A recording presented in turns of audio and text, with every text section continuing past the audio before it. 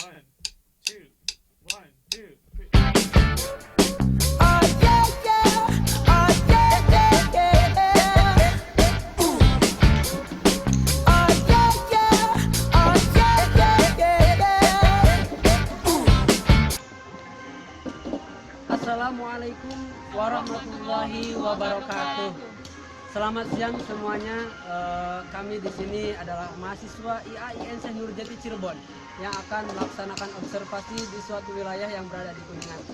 Dan kami sekarang berada di Desa Manis Kidul, Kecamatan Jalaksana dan Kabupaten Kuningan.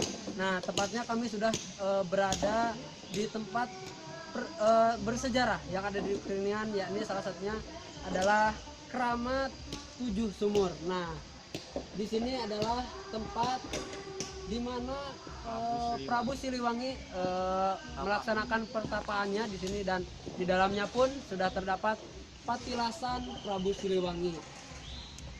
Lalu sebelum kita melaksanakan lebih lanjut dalam acara observasi siang ini, kita akan memperkenalkan diri terlebih dahulu. Dan pertama, saya sendiri adalah Susep Suryaman. Saya Ibnu Sasumo. Saya Cynthia Rahayu. Saya Alia Dewi. Saya Siti Julaiha. Nah, dan satu lagi rekan saya yang sedang merekam video, yakni saudari Arin Karina. Dan kami akan sedikit mengulas tentang sejarah yang ada di dalamnya, mengenai apa peninggalan-peninggalan yang ada di dalam. Dan untuk itu, mari kita sama-sama ikuti perjalanan kami dalam acara observasi.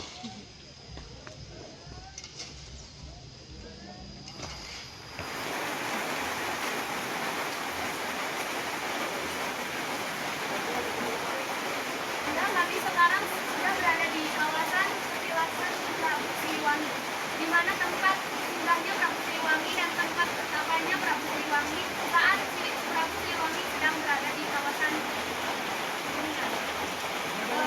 Di sini kami akan melihat sekilas yang ada di dalam.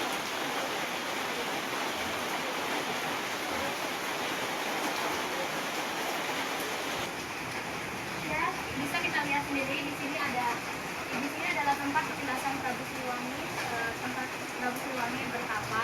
Di sini ada beberapa susunan ring batu yang ditutupi oleh kayu putih, bisa dilihat, dan ada patung macan juga.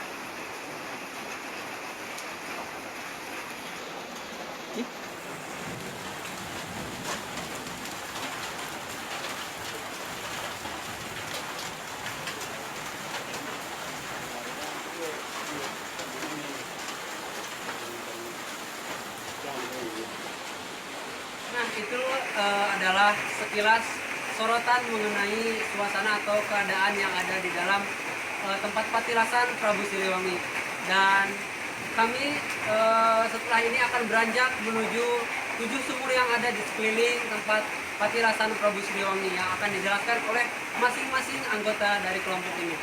Lalu untuk itu, mari kita sama-sama melanjutkan perjalanan menuju 7 sumur tersebut.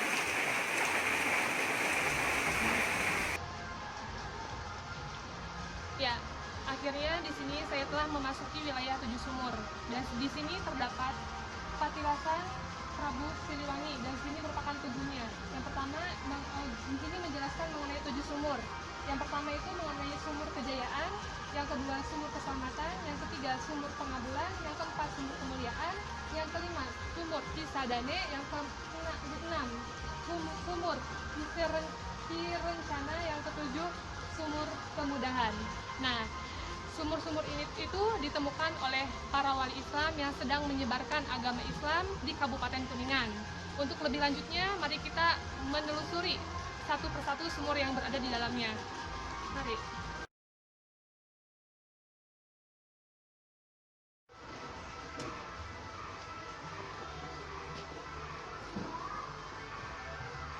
Ya, di sini saya sudah memasuki kawasan sumur yang pertama, yaitu sumur kejayaan. Untuk mengetahuinya, mari kita masuk ke dalam.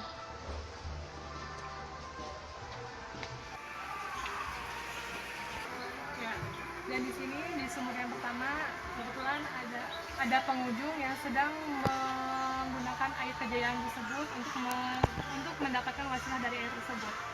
Ya. Nah, untuk penjelasan dari sumur pertama ini, yaitu sumur kejayaan, sumur ini digunakan oleh Prabu Siliwangi untuk menggapai kejayaannya.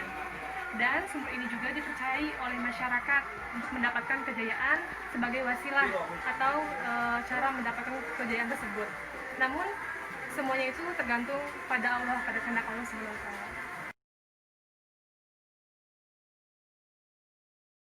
Tadi rekan saya telah menjelaskan tentang sumur yang pertama mengenai sumur kejayaan, dan saya sudah berada di tempat sumur yang kedua, yakni sumur keselamatan. Nah, ini sumur di mana tempat orang-orang memohon untuk keselamatan dirinya, keselamatan hidupnya kepada Allah Subhanahu wa taala.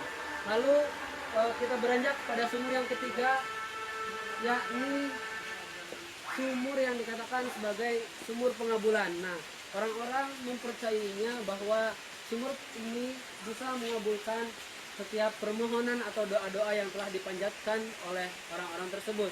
Lalu umpamakan kalian kesini dan kalian berdoa di sumur yang pertama dan kedua, yang keempat dan yang lainnya, ini adalah ujungnya di sini meminta permohonan untuk mengabulkan. Nah, ketika kalian meminta untuk memohon jodoh, nah disinilah kalian bisa berdoa untuk semoga permohonan tersebut dapat segera dikabulkan. Sumur yang keempat, yaitu sumur kemuliaan. Dari sini, konon atau ceritanya, siapapun pengunjung yang datang ke sini, dia memohon kemuliaan kepada Allah Subhanahu wa taala, dan dia memohon agar diberikan kemuliaan seperti keberkahan, suatu keberkahan, dan agar mendapatkan kemuliaan dari Allah Subhanahu wa taala. Sekarang saya sedang berada di sumur yang kelima, yaitu sumur Cisadane. Kita artikan dulu ya, apa itu arti dari Cisadane? Cisadane itu berasal dari bahasa Sunda yang artinya ci itu air, dan sadane itu suara, sada itu suara. Dan jika ada orang yang menggunakan air ini, maka apa yang kita ucapkan akan sesuai dengan harapan.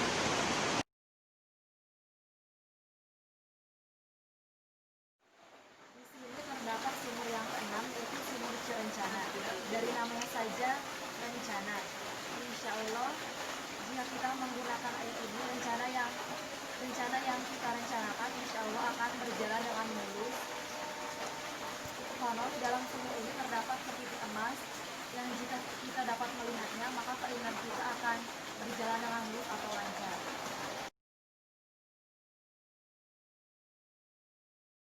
Rekan saya telah menjelaskan 6 sumur, dan saya sekarang sudah berada di depan sumur yang ketujuh, yakni yang dinamakan sumur kemudahan. Di sumur yang terakhir ini banyak sekali para pengunjung yang datang untuk mengunjungi sumur ini. Mereka memohon dan berdoa agar mereka diberikan kemudahan. Apalagi jika mereka mendapatkan kesulitan, maka sumur inilah cocok untuk dijadikan sebuah wasilah memohon kemudahan. Nah, itulah tadi penjelasan mengenai sejarah Patilasan Prabu Siliwangi beserta 7 sumur. Nah, walaupun kita semua di sini ditemani dengan adanya air hujan yang mengguyur cukup deras, tetapi semangat kami dalam menyampaikan apa-apa peninggalan sejarah yang ada di dalamnya tidak mengurangi sedikit pun semangat kami dalam penyampaiannya. Dan mungkin inilah penghujung kita hari ini, dan kami mohon pamit. Assalamualaikum warahmatullahi wabarakatuh. Ya.